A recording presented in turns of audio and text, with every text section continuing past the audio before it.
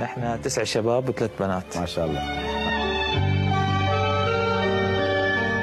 بتذكر يا أمي لما كنت صغير بهالليالي تصلي حتى صير كبير وبعيونك دموع من كثر الحنان. كل أم فخورة بأبنائها إن كان العدد 1 أو 10 أو أكثر. لكل ابن مقدار من المحبة والكثير من الدعاء، دعاء احتاجه فراس الخطيب الذي لامس الكرة منذ الصغر تحت أنظار أول المشجعين داخل أسوار بيته. والدان تمنيا أن يشاهدان ابنهما الفارس يركض في ذلك المستطيل الأخضر. ومرت السنين، فراس الخطيب نجم من نجوم سوريا والعرب، ولن أذكر أرقامه فسبقني إليها زميلي حمادي بالتفصيل. وبعيونك دموع.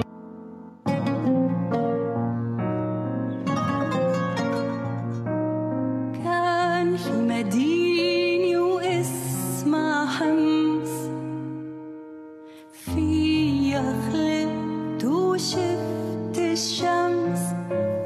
حمص الجميلة وذكريات رسمها فراس الخطيب مخاطبا محبيه في الملاعب السورية. هنا فراس يقف صامدا في أول ذكرى له مع فريقه الكرامة، مباراة قادها مدربه القويد قبل 19 سنة. وهنا مقصية وابتسامة.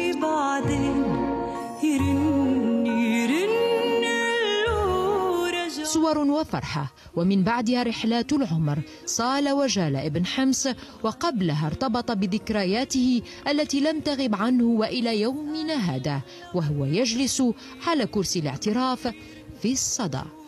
وطني سعد صباحا لم الشمل لملم جراحا. من كان لاعب جودو في يوم من الأيام استفاد من اللعبة، اكتسب الهدوء والحكمة. ومن كان ابنا برا استحق زفة حمصية في ليلة العمر. أنا من حمص العادية، أنا من حمص العادية، كل الشهوة متربي، كل الشهوة متربي، حمصية أحلى بيت، حمصية أحلى بيت. ذكريات أيام جميلة وحكايات ولا ألف ليلة. عمر وأطفال وفرحة تلتها أخرى، ومن ابن يدعى له لأب يهتم بجواهره الغالية. ولكرة القدم مكانة بارزة في حياة الخطيب وأبنائه، وحتى بقية الأطفال الذين يتعلمون فنون الكرة في أكاديميته. لكن للدراسة والمستقبل والعادات والتقاليد الأولوية في أسرة الخطيب. علاقة الخطيب بالميكروفون ليست بالجديدة أبدا. هنا رحلة إلى المونديال الروسي، ورحلة تعود بنا إلى أيام وأيام كان فيها فراس صديق الميكروفون بكل ثقة. لكن ما تخفيه الصور سنعرفه على لسانه.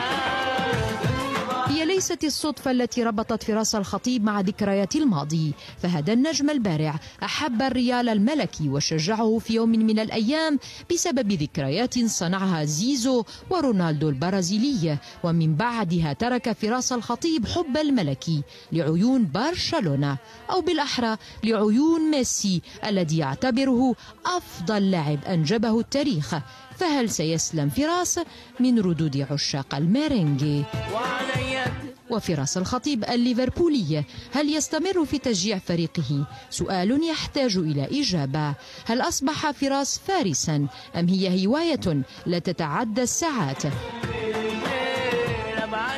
هو غيض من فيض من مشوار ضيفنا فراس الخطيب الذي ترك بصمة كبيرة في الملاعب، وفي جعبته الكثير.